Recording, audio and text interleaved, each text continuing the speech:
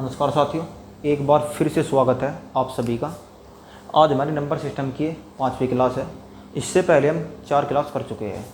अगर आप इस चैनल के माध्यम से नंबर सिस्टम की क्लास देख रहे हैं तो आप पहले जितनी भी पुरानी क्लास हो चुकी है उन सब को देखें, क्योंकि सिस्टमेटिक तरीके से अगर क्लास देखोगे तो आपके सब समझ में आएगा, वरना कुछ समझ में नहीं आएगा। तो आज की शुरुआत हम इस सवाल से करते हैं। कह रहा है कि जब किसी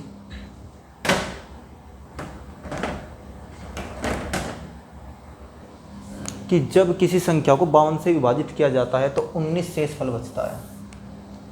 यदि इस संख्या को 13 से विभाजित किया जाए तो क्या शेषफल बचेगा। देखिए, इसमें ध्यान देने योग्य बात यह है कि जिस संख्या से भाग दिया जाता है और जिस संख्या से दिया जाए वो उसका हमेशा एक फैक्टर होती है। जब भी परीक्षा में इस प्रकार का सवाल आपको मिलता है तो आपको ध्यान देना है कि जो कुछ भाग दे रहा है, जिस संख्या से भाग दिया जाता है,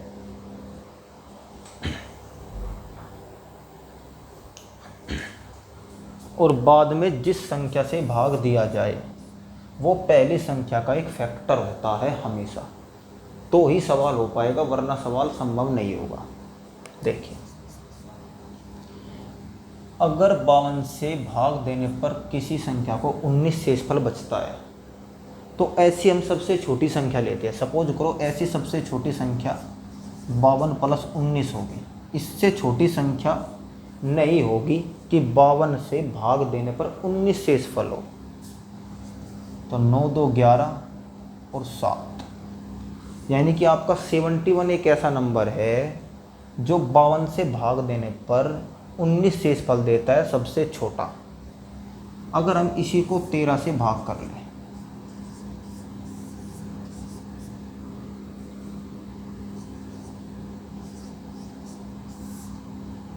तो आपका 6 शेषफल बचेगा। देखिए, आपको मैंने पहले भाग विधि में बताया था कि हम शेषफल कैसे चेक करते हैं।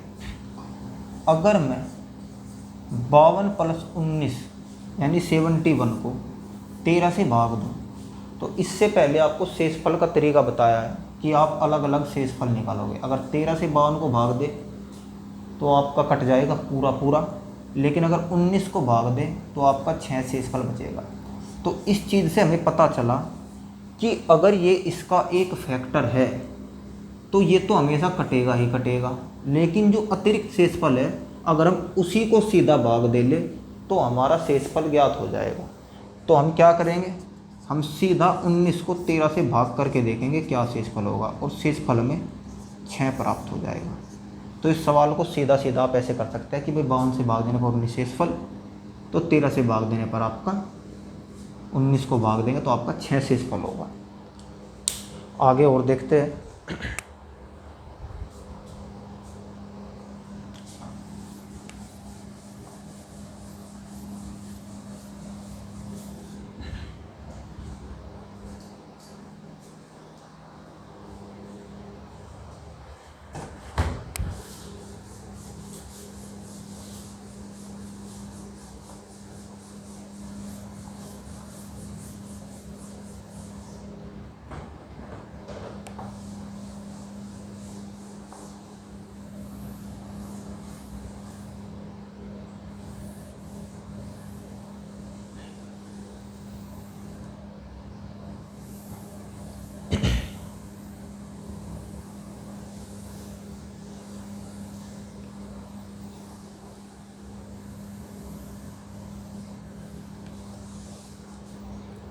अब ये आपका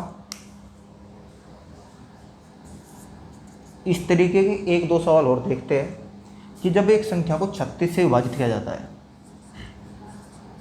जब एक संख्या को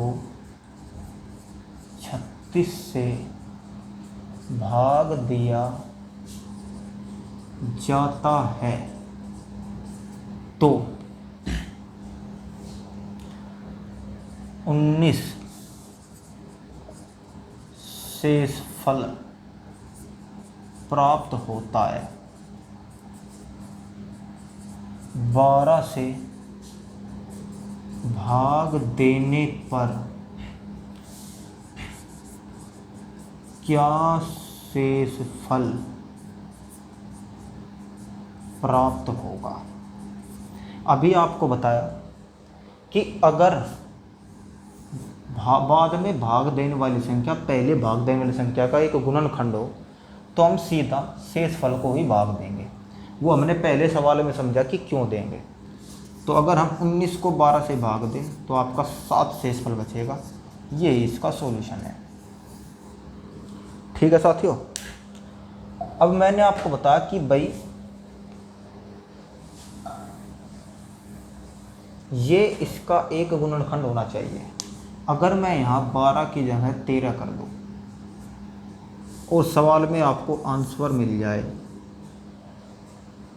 कि भाई 15 शेषफल बचेगा या 6 शेषफल बचे, 15 तो बचेगा नहीं, 7 शेषफल बचेगा, 6 बचेगा, 8 बचेगा, या ज्ञात नहीं कर सकते। देखिए इसका आंसर होगा ज्ञात नहीं कर सकते, क्योंकि 13 से अगर हम किसी ऐसी संख्या को भाग दें कि 36 से भाग देने पर 19 शेषफल बचे तो शेषफल कुछ भी हो सकता है, क्योंकि ये इसका एक फैक्टर नहीं है। अभी आपको एग्जांपल से समझाता हूँ। देखिए हमने मान लिया सबसे छोटी संख्या 36 + 19 होगी। ठीक, 9 6 15 का 5 का 80 लगभग 1 3 2 5 55 हो गया आपका नंबर। अगर हम 13 से 55 को भाग दें, 13 चौका 52, कितना बचा? 3 शेषफल बचा। लेकिन हम करते क्या है, अगर ये इसका एक फैक्टर है तो हम सीधा उसी को भाग देते और जो शेषफल बचता वही शेषफल होता। अब जरा 13 से 19 को भाग देखिए, 13 कम 13 तो 6 शेषफल, यानी कि यहाँ पर शेषफल अलग है और यहाँ पर शेषफल अलग है। अगर हम कोई और दूसरा ऐसा नंबर लेके भाई 36 से भाग देने पर 19 शेषफल बचे तो कोई दूसरा आएगा। देख लीजिए, अगर मैं 36 दूनी 72 कर दूँ और 72 में 19 जोड़ दूँ तो आपका क्या आएगा? 9 2 11 के कहाँ से लगोगे? 7 और 2 9, 91। अब 91 देखिए आप, 72 से 19 जोड़ने पर 91 आया। अगर 36 से भाग 91 को दे तो 19 शेषफल बचेगा। लेकिन अगर 91 को 13 से भाग दे तो ये 13 7 91 पूरा पूरा कट जाएगा। यानी कि हम ऐसे नंबर से शेषफल ज्ञात नहीं कर सकते जो इसका फैक्टर नहीं है। अगर भाग देने वाले का फैक्टर है तो ही हम शेषफल ज्ञात कर सकते हैं। तो सिर्फ आपको इतनी ही बात इसमें याद रखनी है। अगर सवाल आएगा तो आप सीधा सीधा कर लोगे। बस आपको ये चेक करना है कि भाई ये इसका एक फैक्टर है या नहीं है।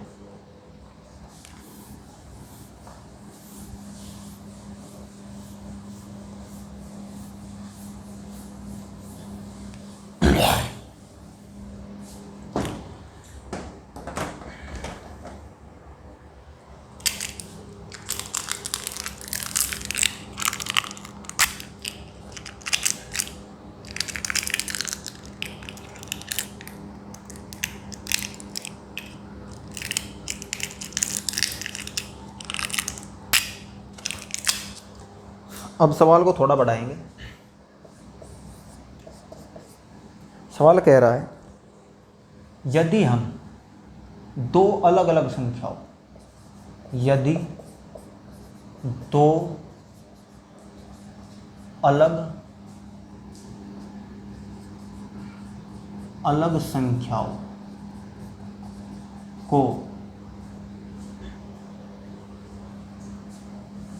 36 से भाग देने पर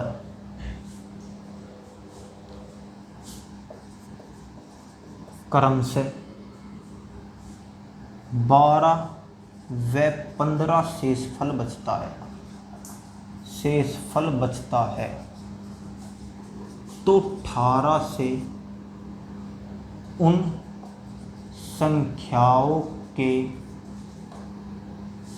योग को भाग देने पर कितना शेषफल होगा। देखो ध्यान से देखिएगा आप, सवाल अब थोड़ा बदल गया है कि हमने दो अलग अलग संख्याओं को 36 से भाग दिया। पहली संख्या को भाग देने पर 12 शेषफल और दूसरी संख्या को भाग देने पर 15 शेषफल बचता है। अगर उन संख्याओं के योग को 18 से भाग दे तो कितना शेषफल होगा। देखिए अगर आप बेसिक से समझाऊंगा आपको, माना पहली संख्या 36 प्लस 12 यानी कि 48 है, और दूसरी संख्या आपकी 36 प्लस 15 यानी कि 11 का 1 कहाँ से लगाए, 3 2 5, आपकी 51। तो आप ये बताइए, इसने कहा इन दोनों संख्याओं के योग को, हमने सबसे छोटी संख्या ले ली, इन संख्याओं के योग को 48 51 8 और 1 9 9, अगर 99 से हम 18 को भाग दे तो क्या शेषफल बचेगा। 18 पंजे 90, आप देखिए 9 शेषफल बचता है। यानी कि 36 प्लस 12 प्लस 36 प्लस 15 को अगर 18 से भाग दे, देखिए 36 प्लस 12 48 है और 36 प्लस 15 51 है, हमने इसको इस तरीके से लिखा। अगर 18 से भाग दे तो 18 से 36 तो पूरा कटेगा, इधर भी पूरा कटेगा, यहाँ पे आपका 12 शेषफल बचा, यहाँ पे 15 बचा, दोनों को हमने जोड़ा, कितना हो गया 5 और 2 7 2 27। अगर 27 को 18 से भाग दे तो आपका 9 शेषफल बचेगा। यानी कि यहाँ भी वही कंसेप्ट है, अगर ये इसका एक मल्टीपल है और आपको सवाल इस तरीके से दे दिया कि दो अलग अलग संख्याओं को 36 से भाग देने पर दो अलग अलग शेषफल बचते हैं, अगर उन दोनों संख्याओं को जोड़े तो कितना शेषफल होगा, तो आप सीधा शेषफलों को जोड़िए। यानी आप 12 प्लस 15 कीजिए और जिस संख्या से पूछा है उस संख्या से भाग दे के देख लीजिए कितना शेषफल होगा। 12 प्लस 15 27, अगर 27 को 18 से भाग दे तो आपका 9 शेषफल होगा। तो ये इसका कंसेप्ट था। अगर कोई सवाल इस तरीके से आए तो आप इसी तरीके से उसको करोगे।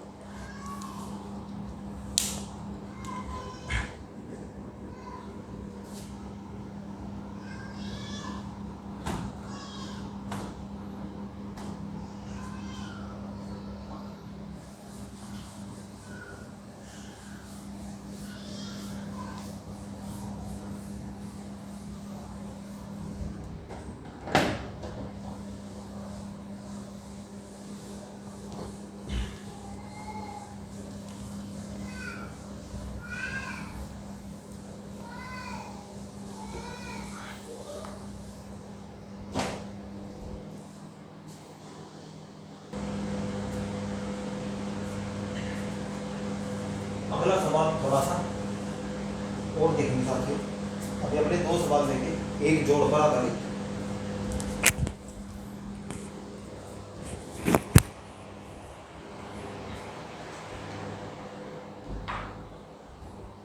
अगला सवाल देखेंगे साथियों, अभी हमने दो प्रकार के सवाल देखे हैं, एक सीधा शेषफल पूछा गया, फिर हमने थोड़ा जोड़ पर देखा कि भाई अगर दो शेषफलों को आपस में जोड़कर हम कैसे आप शेषफल ज्ञात करेंगे। अब हम एक सवाल देखते हैं, उसके जरिए एक सब सीखने की कोशिश करेंगे कि जब n को 5 से भाग दिया जाता है तो n स्क्वायर को तो 2 शेषफल बचता है, शेषफल बचता है यदि n स्क्वायर को 5 से भाग दिया जाए तो क्या शेषफल होगा। देखिए समझने की कोशिश करिए। मानकर चलो n बराबर हमने मान लिया 7, क्यों, क्योंकि 2 शेषफल बचा है तो हमने सबसे छोटी संख्या ले ली कि भाई सबसे छोटी संख्या 7 है आपकी। हमने मान लिया n बराबर 7 है, ठीक, क्योंकि 7 5 से 2 अधिक है, 2 शेषफल के अनुसार। इसने कहा एन स्क्वायर को, एन स्क्वायर का मतलब होगा यानी कि 7, 7 का मतलब है 49। अगर 49 को 5 से भाग दिया जाए तो 45, यहाँ पे आपका 4 शेषफल बचेगा। चलिए अगर हम n को 12 मान लें, क्योंकि 5 दूनी 10 और 2 12 होता है, क्योंकि 12 भी एक ऐसा नंबर है अगर हम 5 से भाग दें तो 2 ही शेषफल बचेगा। हमने मान लिया 12, 12 का स्क्वायर यानी कि n स्क्वायर, n स्क्वायर यानी 12 का स्क्वायर 144। 144 को अगर 5 से भाग दोगे तो आप देखोगे 140 तक तो कटेगा, बाद में 4 शेषफल बचेगा। यानी कि इस चीज़ से हमें पता चला कि इस कंडीशन पर 5 से भाग देने पर हमेशा 4 शेषफल होता है। और 4 क्या है? 4 आपका 2 का वर्ग ही तो है, ये 2 का वर्ग ही तो है 4 आपका, यानी कि 2 का वर्ग होने का मतलब है n स्क्वायर।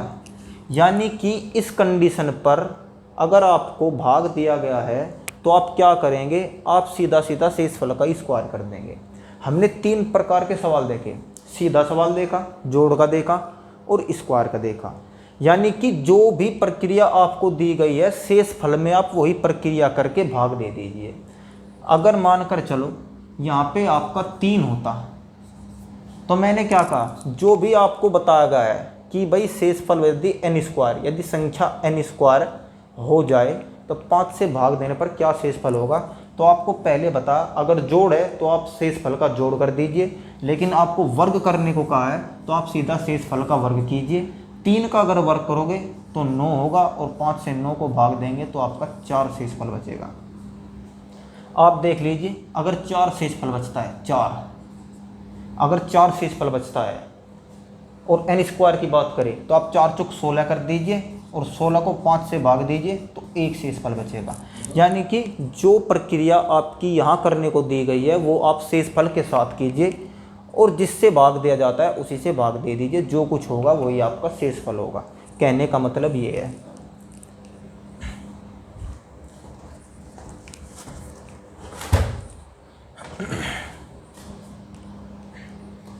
अब देखिए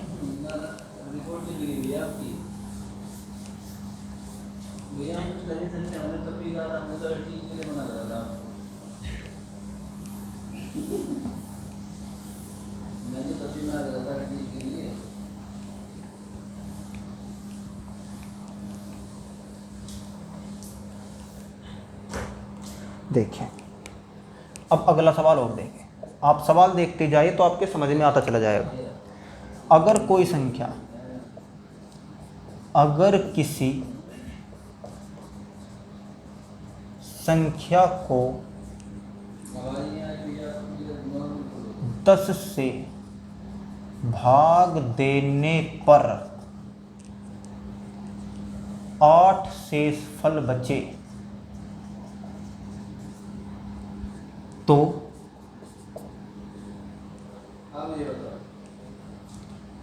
उस संख्या के 2 गुणे को 10 से भाग देने पर क्या शेषफल होगा। आपको कोई भी संख्या नहीं दी गई है, पूछ ला कि भाई कोई संख्या 10 से भाग देने पर 8 शेषफल दे रही है, तो उस संख्या के दुगुने को अगर 10 से भाग दिया जाए तो क्या शेषफल होगा। देखिए हम क्या करेंगे, सबसे छोटी संख्या लेंगे जो 10 के नज़दीक और 8 शेषफल दे, यानी वो है 18। 18 से छोटी संख्या नहीं है कि 10 से भाग देने पर 8 शेषफल बचे। हमने 18 का 2 गुना कर दिया, 18 दूनी 36 कर दिया, 36। और जब इसको हम 10 से भाग देंगे तो 6 शेषफल बचेगा। यानी कि अगर हम 18 गुणा 2 को 10 से भाग दें तो आपको शेषफल में बताया गया था कि आप अलग अलग नंबरों को भाग दें और जो भी बीच में प्रक्रिया है उसको करें।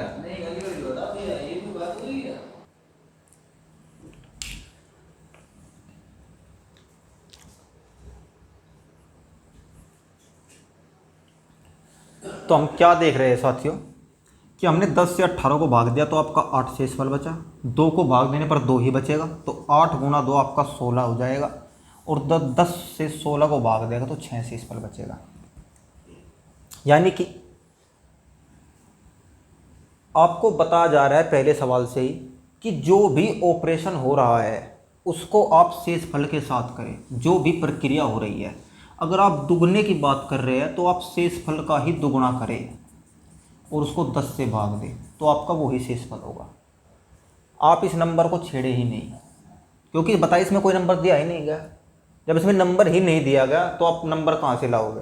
तो यानी कि इसका यही कंसेप्ट है कि 10 से भाग देने पर अगर 8 शेषफल बचे और 10 या 10 का ही मल्टीपल हो, तो जो भी आपको यहाँ कहा गया है वो आप शेषफल के साथ करें और फिर 10 से आप भाग दें। आपको दुगुना कहा गया तो दो गुना करें, 3 गुना कहा है तो 3 गुना करें, आपको जोड़ कहा गया है तो आप जोड़ करें, आपको भाग देने पर कहा गया तो आप भाग दें। तो आप इस तरीके से कर सकते हैं।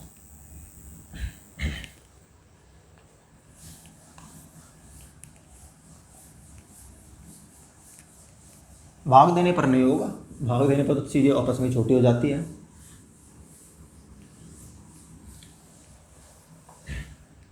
अब देखिए,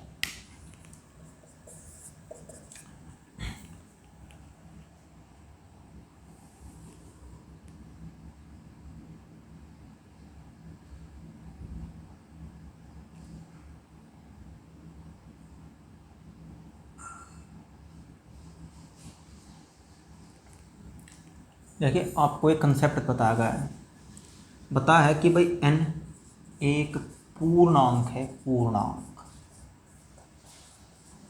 ये भी एक सवाल है, परीक्षा में आया हुआ है, और ये आपका ऑब्जर्वेशन पर आधारित है, आपके माइंडसेट पर आधारित सवाल है। और पूछा n की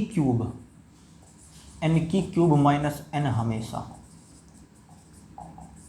किससे विभाजित होगा, किससे विभाजित होगा। देखिए n आप कुछ भी ले सकते हैं। आपने मान लिया n बराबर 1 है, 1 रखने पर तो चीज़ 0 हो जाएगी।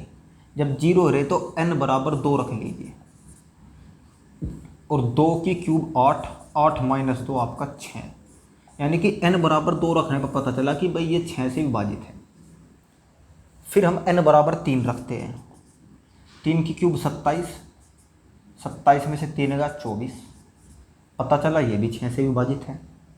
फिर हमने n बराबर 4 रख के देखा, n की क्यूब 64, क्योंकि n बराबर 4 है, और इसमें से 4 घटा तो ये 60 आ गया।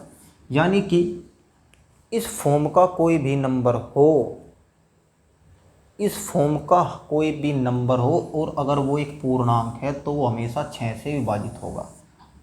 इस पर ये आधारित सवाल था।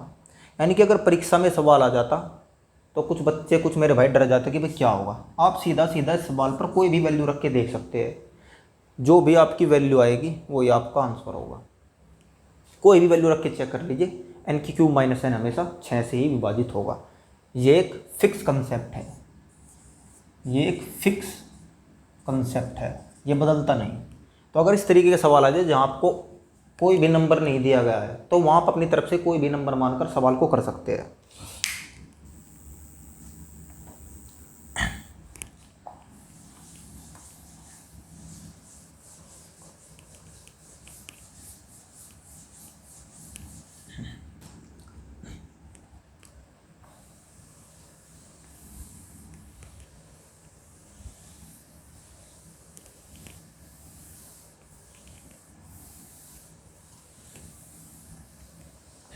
ठीक है, अगला एक कंसेप्ट आपको बताता हूँ। सवाल आपको दिया गया है कि 8 की पावर n, 8 की पावर n माइनस 4 की पावर n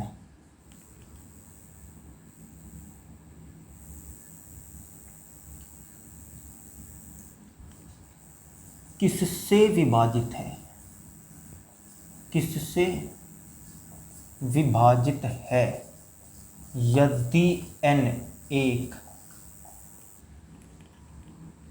प्राकृतिक संख्या है।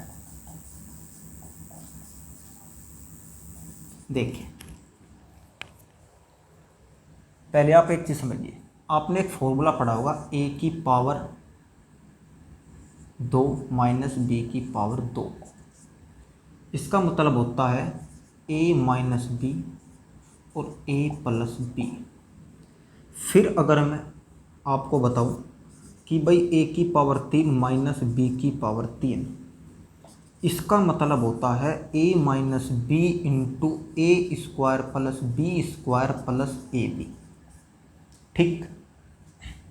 फिर आपका अगर मैं a की पावर 4 माइनस बी की पावर 4 लूँ तो इसका मतलब होता है ए स्क्वायर माइनस बी स्क्वायर और ए स्क्वायर प्लस बी स्क्वायर, और ए स्क्वायर माइनस बी स्क्वायर क्या होता है आपका, ये होता है ए माइनस बी और ए प्लस बी, यानी ए स्क्वायर प्लस बी स्क्वायर।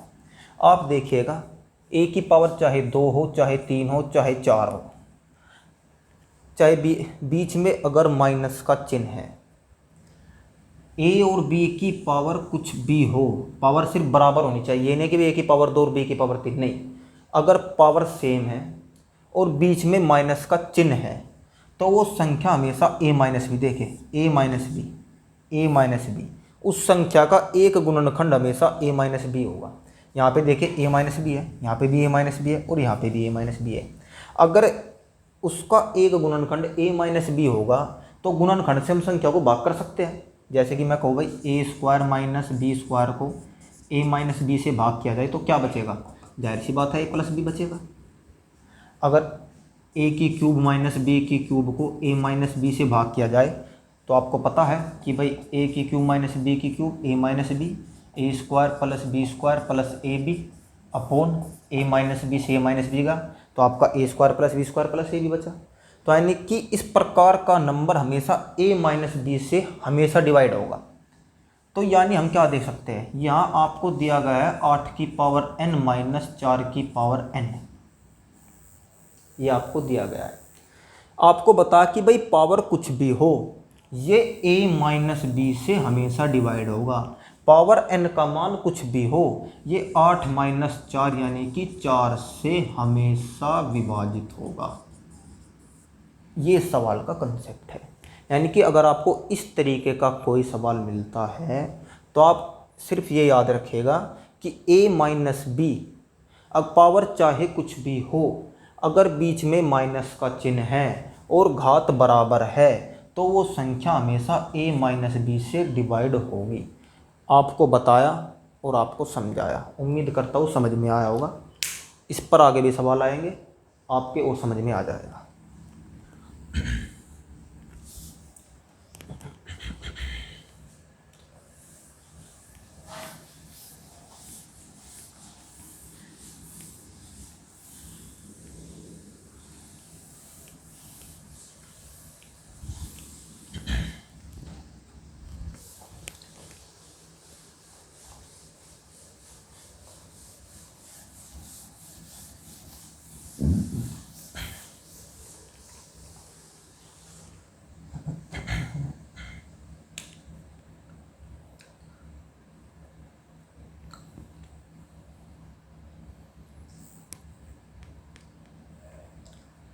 आपको एक सवाल दिया गया है और इस सवाल को आप समझने की कोशिश कीजिएगा और पैटर्न को समझने की कोशिश कीजिएगा कि 4 की पावर 61 प्लस 4 की पावर 62 प्लस 4 की पावर 63, आपको ऑप्शन दिए गए हैं कि भाई 3, 11 के बाद में आपको 13 और उसके बाद में 17। इन नंबर में से ये किससे विभाजित है। अगर इस पैटर्न का कोई भी सवाल आपको मिले तो आप देख रहे हैं कि भाई अंदर पावर एक एक बढ़ के दी गई है और बेस आपका समान है। अगर बेस समान है तो आप छोटी पावर वाला बाहर लेंगे, यहाँ पे आपका 1 बचेगा, यहाँ 4 बचेगा, यहाँ 4 की पावर 2 बचेगा। तो 4 1 5 जमा 16, तो 4 की पावर 61, यह आपका होगा 21। अब आप देख सकते हैं 21 को हम 7 गुना 3 लिख सकते हैं। तो ये नंबर आपका 7 से भी विभाजित होगा और 3 से भी, लेकिन ऑप्शन में आपको 3 दिया गया है तो आपका 3 सही उत्तर होगा। यानी इस तरीके के सवाल आप इस तरीके से करोगे, पैटर्न ऑब्जर्वेशन, सिर्फ आपको पैटर्न का ऑब्जर्वेशन करना है और अपना सवाल कर देना है। एक सवाल और अगला इसी पर लेंगे।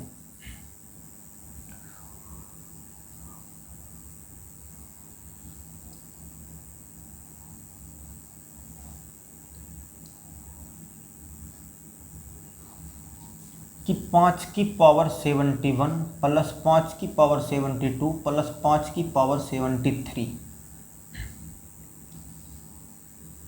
ऑप्शन दिए गए हैं 150, 160, 155 और 30। इनमें से किस नंबर से विभाजित है? तो आपको बताया जो सबसे छोटी पावर वाला है आप उसको कॉमन ले लीजिए, तो आपका अंदर 5 यानी 1 बचेगा, प्लस 5 बचेगा, प्लस 5 की पावर 2 बचेगा। तो 5 की पावर 71, 6 प्लस आपका कितना हो गया 25, 5 की पावर 71 यह आ गया आपका 31। आप बताइए अगर मैं यहाँ पे 5 की पावर 70 गुणा 5 गुणा 31 करूँ, 5 हमने एक यहाँ ले लिया, तो 31 गुणा 5 155, तो यानी कि 155 ही एक ऐसा नंबर है जो इस संख्या को पूरा पूरा डिवाइड करेगा। तो आपको इस तरीके के सवाल परीक्षा में देखने को मिलते हैं, सिर्फ आपको पैटर्न का ऑब्जर्वेशन करना है और अपना सॉल्यूशन कर देना है। अब थोड़ा और आगे बढ़ेंगे साथियों।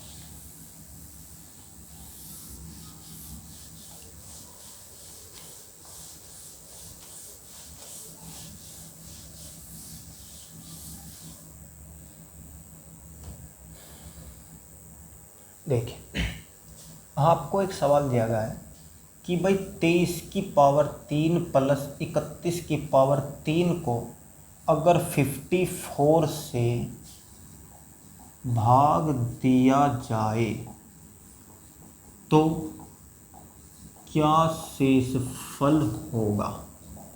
देखिए अगर आपको बताऊं, अलजेब्रा में एक फॉर्मूला होता है कि भाई ए की पावर 3 प्लस बी की पावर 3। अगर उस फॉर्मूले को हम देखें तो उसका मतलब होता है कि भाई A plus B, A square plus B square minus A B, ये इस फॉर्मूले का मतलब होता है। यानी कि इसका हमेशा एक गुणनखंड ए प्लस बी जरूर होगा। अगर मैं यहाँ ए की पावर 5 प्लस बी की पावर 5 या ए की पावर 7 प्लस बी की पावर 7 भी कर दूँ तो ए प्लस बी से ये हमेशा विभाजित होगा। कहने का मतलब ये है कि अगर ए की पावर और बी की पावर समान है और दोनों विषम है, देखिए विषम है, विषम, ए की पावर और बी की पावर समान है और वो एक विषम है, तो वो हमेशा ए प्लस बी से भाग होगा। आप करके देख लीजिएगा, आप ए की पावर 5 बी की पावर 5 ए की पावर 7 बी की पावर 7 का फॉर्मूला देख लीजिएगा, गूगल पे देख लीजिए, कहीं भी देख लीजिए आप, इसमें हमेशा आपको ए प्लस बी नज़र आएगा, हमेशा नज़र आएगा आपको। तो यानी कि इससे पता चलता है कि भाई ये है आपका 23 की पावर 3 प्लस 31 की पावर 3, इसका मतलब है ए, इसका मतलब है बी, और ये हमेशा ए प्लस बी से भाग होगा। अभी हमने बताया कि भाई इसका गुणनखंड है और गुणनखंड से संख्या हमेशा भाग होती है।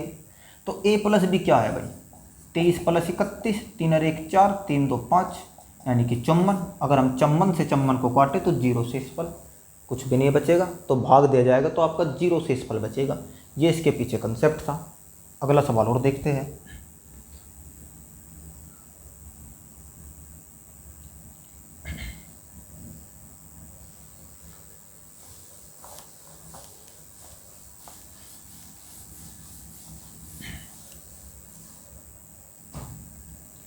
आपको दिया गया है कि भाई 19 की पावर 51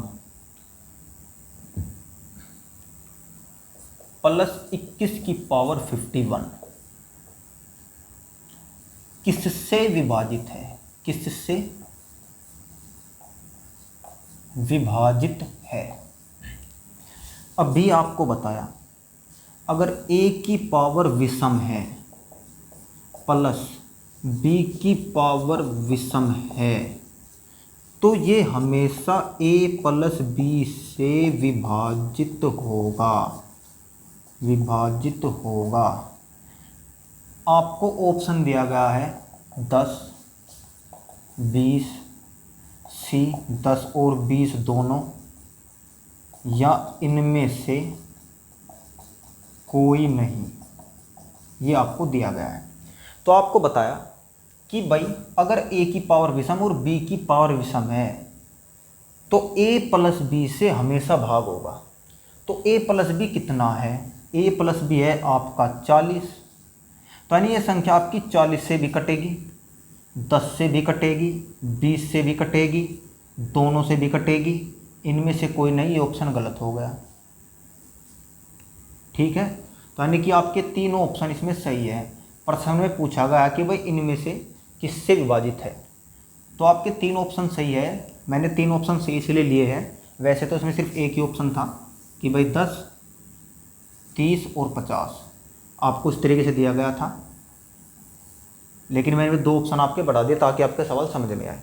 तो ये 40 से भी होगा, 10 से भी होगा, 20 से भी होगा, 8 से भी हो जाएगा, 5 से भी हो जाएगा, 4 से भी हो जाएगा, 2 से भी हो जाएगा, सब से कटेगा। जितने भी 40 के फैक्टर हैं उन सब से नंबर कट जाएगा। तो उम्मीद करता हूँ ये इस प्रकार का सवाल आपके समझ में आया होगा। अगर परीक्षा में ऐसा कोई पैटर्न मिलेगा तो आप जरूर करोगे।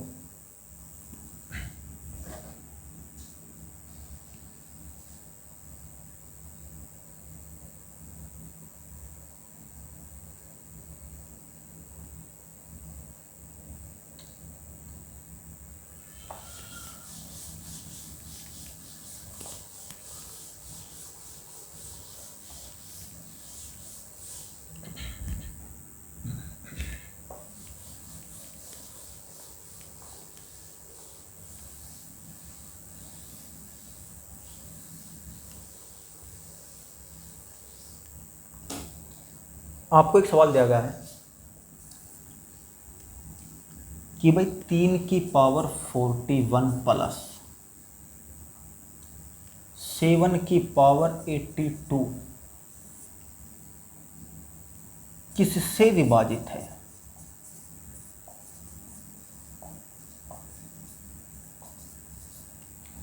ऑप्शन आपको दिए गए हैं 52, 51, 49 और 48। आप इसको ज़रा देखने की कोशिश करें। अगर आप इसको ध्यान से देखें तो आपको एक चीज़ पता चलेगी कि भाई 3 की पावर 41 प्लस, हम इसको कैसे लिख सकते हैं, हम इसको लिख सकते हैं 7 की पावर 2 इंटू 41, क्योंकि 41 दूनी 82 होता है। तो यानी कि 3 की पावर 41 प्लस 49 की पावर, ये आपका 41 हो गया। और अभी आपको बताया कि अगर जोड़ में पावर विषम होती है तो वो हमेशा a प्लस b से ज़रूर विभाजित होती है। तो a प्लस b आपका कितना है, 49 प्लस 3 यानी कि 52। तो ये नंबर आपका हमेशा 52 से विभाजित होगा। एक सवाल और देखते हैं, चलिए। आपको दे दिया कि भाई 3 की पावर 25 प्लस 5 की पावर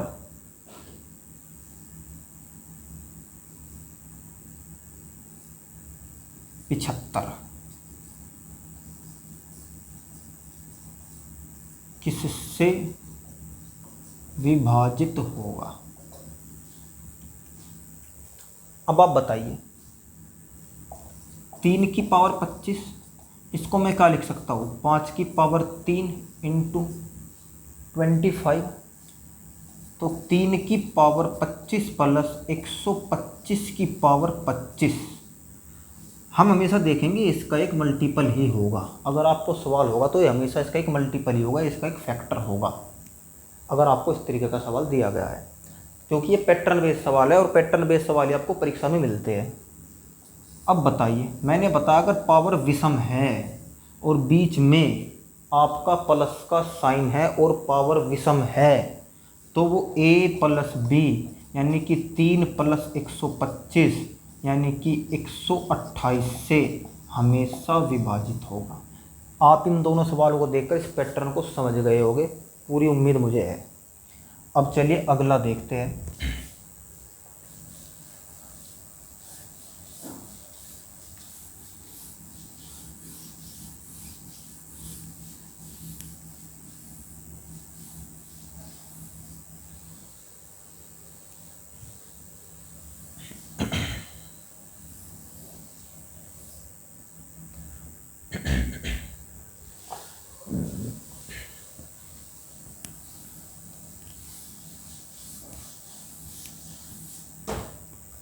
अगला सवाल अगर मैं आपसे पूछूं कि बताइए 4 की पावर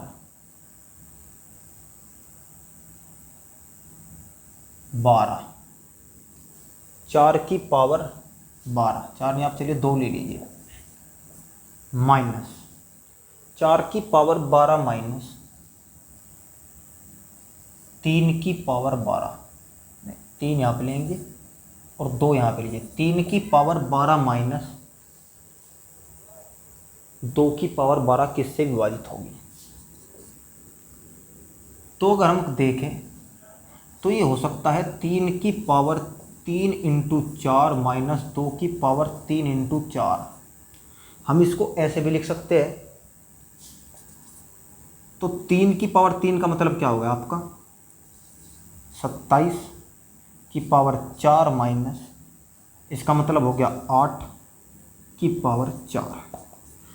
मैंने आपको बताया अगर बीच में माइनस का चिन्ह है और a की पावर चाहे सम हो चाहे विषम, माइनस का चिन्ह है और a और b की पावर सम विषम कुछ भी हो, तो वो हमेशा a माइनस बी से विभाजित होगा। तो यानी कि 27 माइनस 8 से विभाजित यानी कि आपका 19 से विभाजित होगा। समझने की कोशिश कीजिएगा। अगर मैं कहूँ a square minus B square, तो ये आपका a प्लस बी और a माइनस बी दोनों होता है। अगर मैं कहूँ a की क्यूब माइनस b की क्यूब, ये होता है आपका a minus B, A square plus B square plus A B. अब आप देखिए पावर सम है a माइनस बी गुणनखंड है, पावर विषम है a माइनस बी गुणनखंड है, यानी कि माइनस का चिन्ह बीच में होने से कोई फर्क नहीं पड़ेगा, संख्या हमेशा a माइनस बी से विभाजित होगी ही होगी। आप इस पर एक सवाल लीजिए, मैं कहूँ भाई 27 की पावर 3 माइनस 22 की पावर 3 किससे विभाजित होगा? आपको बताया भाई इसका एक फैक्टर हमेशा a माइनस बी होगा, तो ये 27 माइनस 22 5 से हमेशा विभाजित होगा। तो इस कंसेप्ट को आप ध्यान रखिएगा, परीक्षा में अगर सवाल आया तो इसी बेस पर सवाल होगा और उम्मीद आप ज़रूर करेंगे।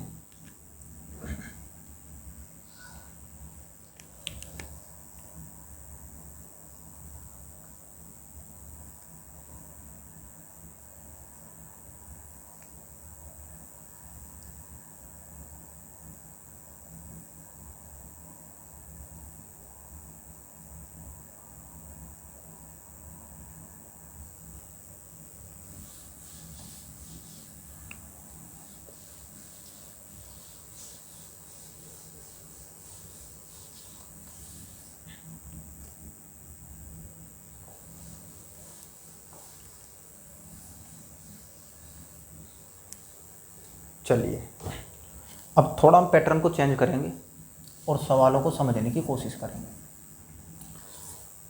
अगर मैं आपसे कहूँ कि 155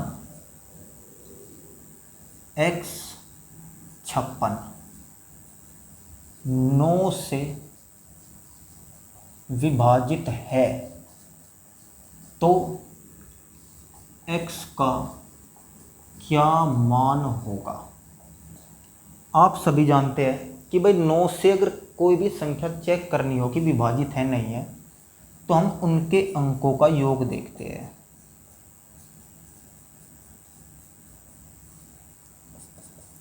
5 5 10, 5 तिया 15, 15 और 1 16, 16 6 22, 22 का मतलब 2 2 4 जमा x।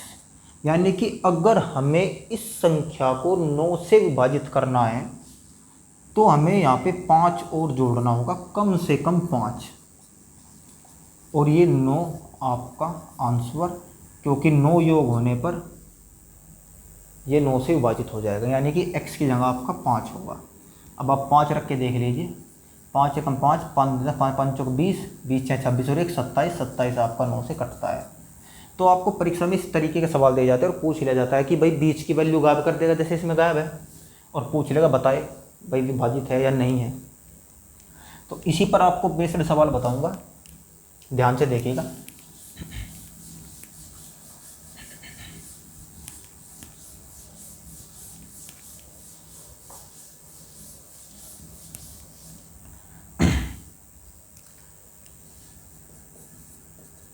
देखिए,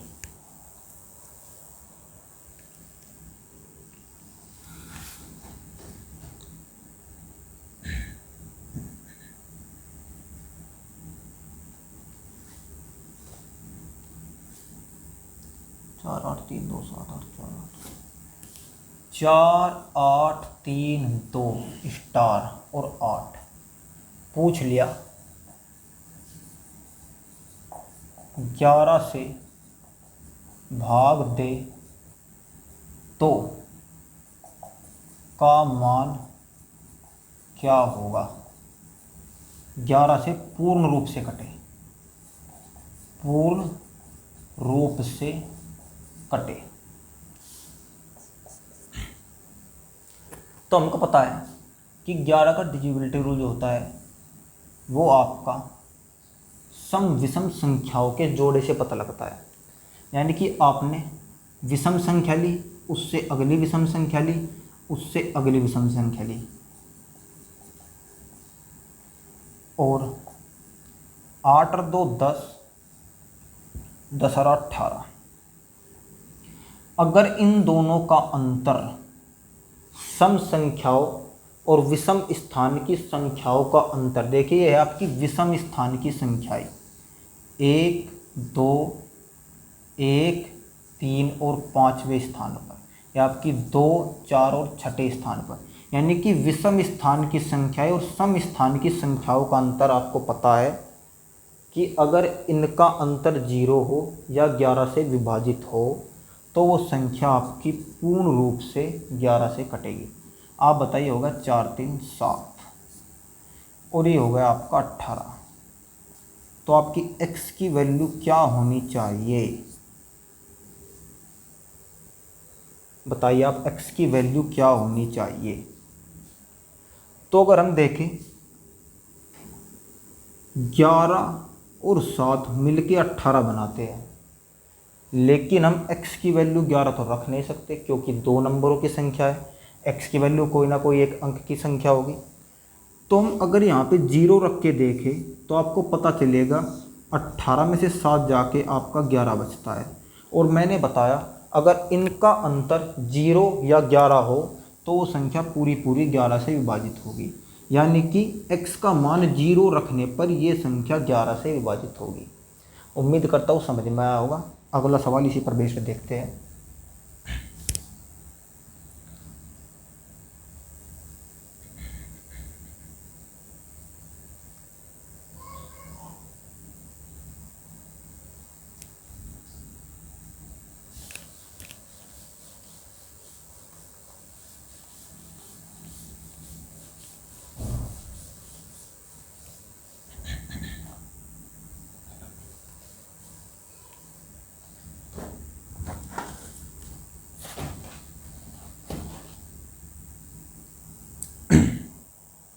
देखिए, अब थोड़ा आपको मिला जुला सवाल मिलेगा। पहले मैं आपको एक चीज़ और बता दूं कि अगर मैं कहूँ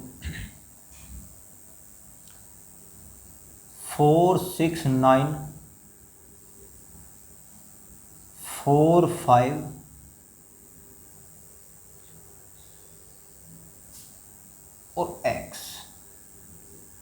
अगर 8 से पूर्ण विभाजित हो, पूर्ण विभाजित हो तो स्टार या एक्स का मान ज्ञात करे, का मान ज्ञात करे। देखिए हमको पता है 8 से अगर हम लास्ट के 3 नंबर चेक करें और वो पूर्ण रूप से विभाजित हो जाए तो संख्या 8 से विभाजित होगी। तो हमने देखा भाई 400 और यहाँ पे स्टार, हमने 8 से भाग दिया, 8 पंजे 40, आपका 5 बचा। अब बताइए स्टार का मान क्या हो सकता है कि 8 से विभाजित हो। आप देखेंगे 8 सती 56, यानी कि यहाँ पे 6 अगर मिल जाए तो ये 8 से पूरी डिवाइड होगी। अब ना तो 6 से पहला ऐसा कोई नंबर है, ना 6 के बाद ऐसा कोई नंबर है कि इसको पूर्ण विभाजित करे। तो यानी कि यहाँ पे आप स्टार के स्थान पर 6 रख देंगे, तो यही आपका आंसर होगा।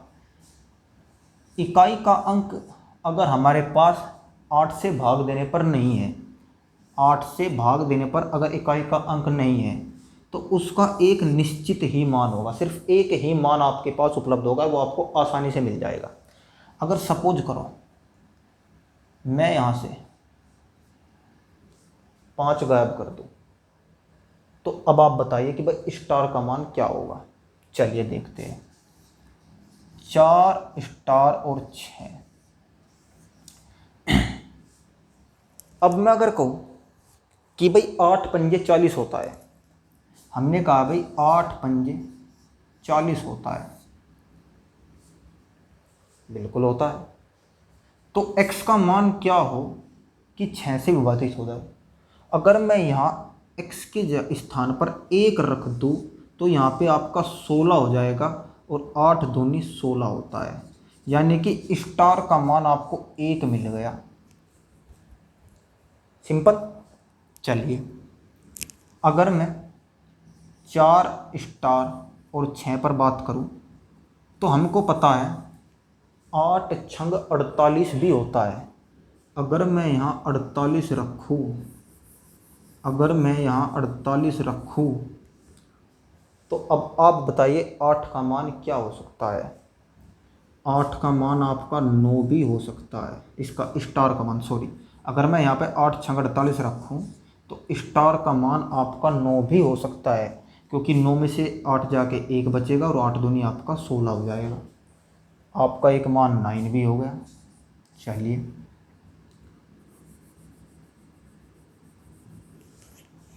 अगर मैं दोबारा से 8 पंजे 40 रख दूँ, दोबारा से 8 पंजे 40 रख दूँ और आपसे पूछूं बताइए दोबारा क्या मान हो सकता है। हमने 8 पंजे 40 पर एक मान तो देखा कि भाई 1 है, लेकिन अगर मैं यहाँ पे आपका 5 रख दूँ तो यहाँ पे आपका 5 और 6 बचेगा, तो आपका 8 सती 56 होता है, यानी कि आपका स्टार का मान 5 भी हो सकता है। यानी कि बीच का नंबर गायब होने पर आपको स्टार के कितने भी मान मिल सकते हैं, कितने भी मान मिल सकते हैं। और ये नंबर गायब होने पर तो आपको पता नहीं कितने, आपको 3 अंकों में देखिए कितनी ऐसी संख्या होगी कि भाई इकाई का अंक 6 और 8 से भाग होगा। तो ज़्यादातर परीक्षाओं में आपसे इस प्रकार के सवाल पूछे जाते हैं कि इकाई का अंक गायब हो। अगर दाई का अंक गायब कर दे तो आपको कुछ ना कुछ कंडीशन जरूर देगा। आपसे पूछ सकता है कि भाई स्टार का सबसे कम मान क्या हो सकता है। हमने देखा भाई स्टार का सबसे कम मान 1 हो सकता है। स्टार का सबसे अधिक मान क्या हो सकता है, हमने देखा स्टार का सबसे अधिक मान 9 हो सकता है। इस प्रकार के सवाल दाहिने पर बन सकते हैं कि भाई इसका सबसे कम मान और इसका सबसे अधिक मान क्या हो सकता है। हमने देखा भाई इसका सबसे कम मान 1 है और सबसे अधिक मान इसका 9 है। तो दाई का अंक गायब होने पर आपका इस प्रकार का सवाल बन सकता है, लेकिन ये नहीं बनेगा कि भाई स्टार का मान क्या होगा, क्योंकि आपने देखा स्टार का मान 3 अंक हमें ऐसे मिले कि स्टार का मान है। तो परीक्षा में आपसे ज़्यादातर इकाई का अंक गायब करके पूछ सकता है, लेकिन अगर दाई का पूछेगा तो दाई से आपके 2 सवाल बनेंगे कि स्टार का सबसे छोटा मान क्या है और स्टार का सबसे बड़ा मान क्या है। तो ये दो प्रश्न आपके बन सकते हैं, सबसे बड़ा। उम्मीद करता हूँ ये आपके समझ में आया होगा। अब इसी पर आधारित एक मिक्स सवाल देखते हैं, मिक्स पैटर्न का।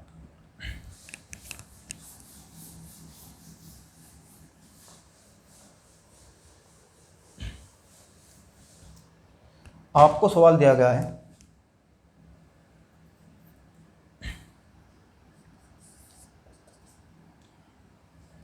कि 91876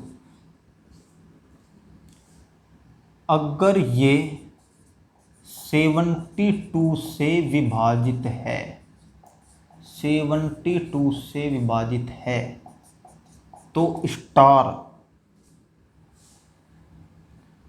का क्या मान होगा। देखिए 72 से चेक करने के लिए हम 72 के दो सह अभाज्य गुणनखंड देखेंगे। सह अभाज्य गुणनखंड का मतलब ऐसी दो संख्याएं जिनमें आपस में कुछ भी कॉमन ना हो। तो ऐसी केवल दो सह अभाज्य संख्याएं आपकी 8 और 9 है, सह अभाज्य, मैंने अभाज्य नहीं कहा, सह अभाज्य, जिनमें कुछ भी कॉमन नहीं है। अगर ये संख्या 9 और 8 दोनों से विभाजित है तो ही ये 72 से विभाजित होगी। तो सबसे पहले हम 8 से विभाजित स्टार का वो मान निकालेंगे जिससे ये संख्या 8 से विभाजित हो, और बार बार चेक करेंगे कि 8 से विभाजित होने पर हम स्टार का मान जो भी रखते हैं क्या उस मान से संख्या 9 से भी विभाजित है। देखिए सवाल करने पर आपकी समझ में आएगा। हमने कहा भाई 91876 स्टार 2, हमको 8 से विभाजित होने के लिए केवल और केवल बाद के 3 अंकों की आवश्यकता पड़ती है। तो हमने रखा 6 स्टार 2, 8 से हमने भाग दिया और हमने पता चला कि भाई 8 सत्ती 56 तक मान चलता है। 8 सत्ती 56, 8 अठी 64 भी हो सकता है, 8 अठी आपका 64 भी हो सकता है, लेकिन सबसे कम मान आपका 8 सत्ती 56 है। अगर 56 है और सपोज करो 56 होने पर स्टार का मान क्या हो कि भाई ये पूरा कट जाए। आपको पता है 8 दूनी 16, 8 ते 24, 8 चौक 32, यानी कि 32 एक ऐसा नंबर है कि इकाई का अंक होने पर 8 से कटता है। तो यहाँ पे ऐसा क्या बचे कि यहाँ पे आपका 3 हो जाए। तो स्टार का मान आप यहाँ पर 9 रख सकते हैं, 9। अगर स्टार का मान आपने 9 नहीं,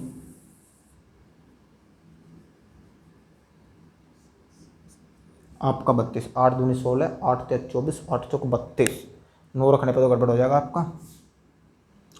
आप क्या रख सकते हैं कि आपका यहाँ पे 3 बचे।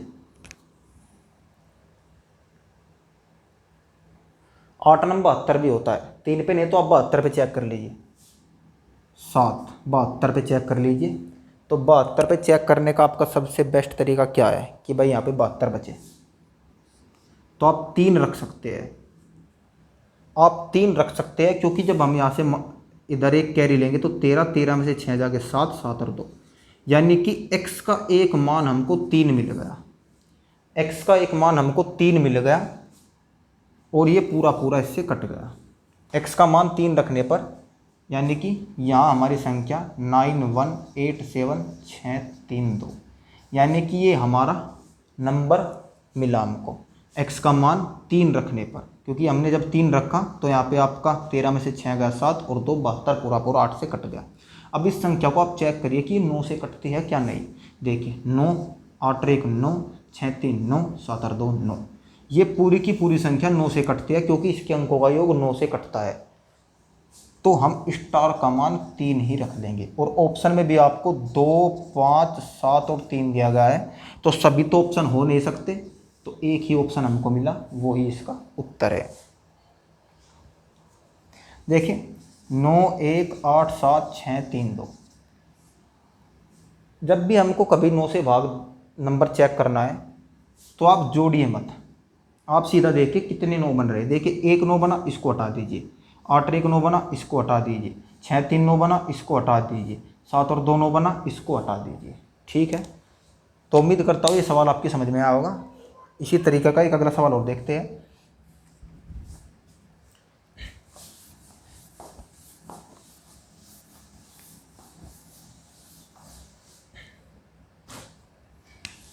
कि एक संख्या आपको दी गई है। देखिए ज़्यादातर आपको परीक्षा में 72 88 ये दो देखने को मिलते हैं, अगर मिले भी तो। इस बार एसएससी दिल्ली पुलिस का पेपर करा रही है और ये एसएससी के फेवरेट सवाल है। एसएससी इस प्रकार के सवाल पूछती है, तो इसे देखना आपके लिए ज़रूरी है। अगर मैं कहूँ, आपको एक नंबर दिया गया है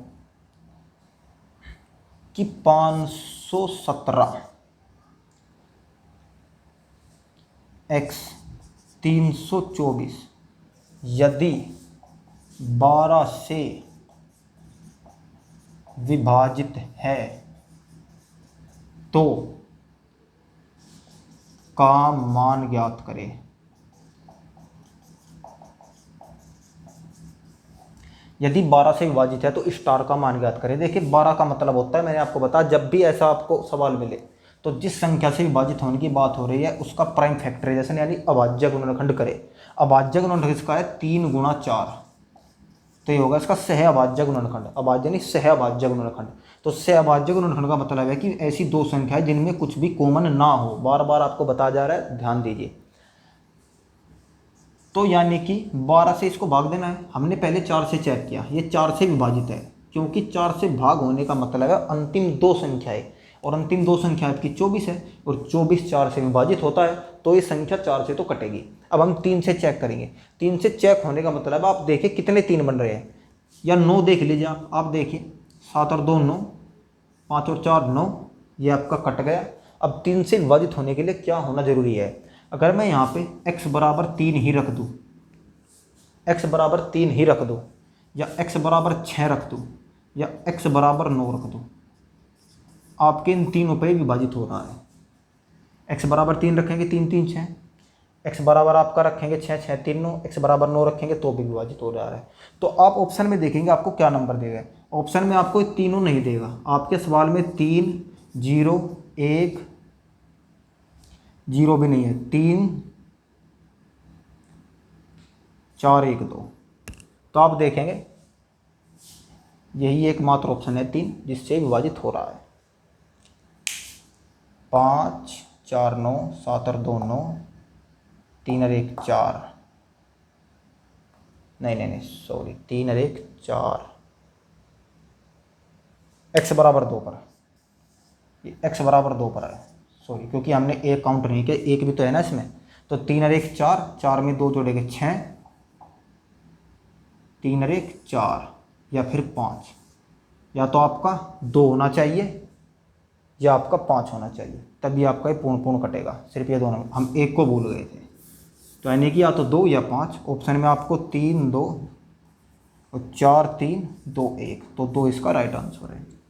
तो उम्मीद करता हूँ ये आपके समझ में आया होगा और इस पैटर्न को आपने बढ़िया से ऑब्जर्वेशन किया होगा। एक सवाल और आपको कराता हूँ तो आपके लगभग समझ में आ जाएगा।